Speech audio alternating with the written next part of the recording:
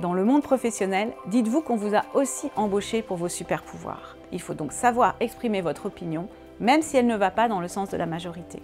Avec un petit peu plus de diplomatie que Gérald, peut-être. Benjamin, est-ce que tu es fan de séries télé?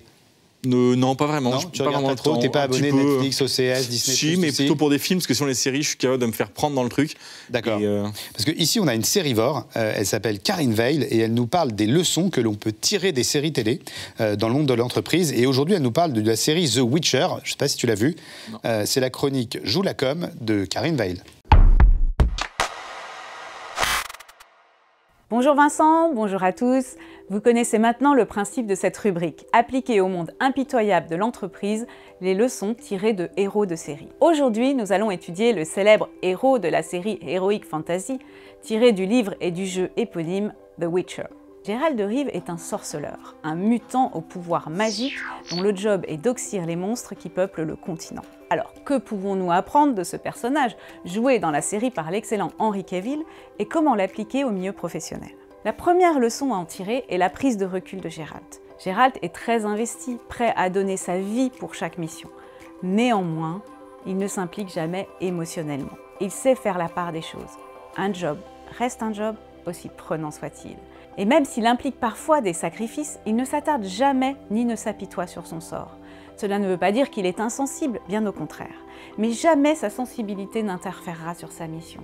Et une fois celle-ci terminée, il passe avec aisance à la suivante.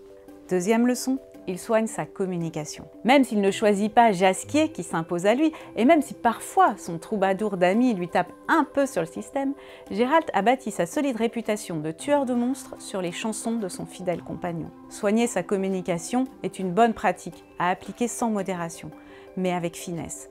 Et si en plus d'autres le font pour vous, c'est encore mieux. Troisième leçon, il garde son libre arbitre et sa liberté de parole. Geralt n'hésite pas à dire sa façon de penser aux nobles ou aux villageois qu'il emploie, souvent avec une certaine finesse. Dans le monde professionnel, dites-vous qu'on vous a aussi embauché pour vos super pouvoirs. Il faut donc savoir exprimer votre opinion, même si elle ne va pas dans le sens de la majorité.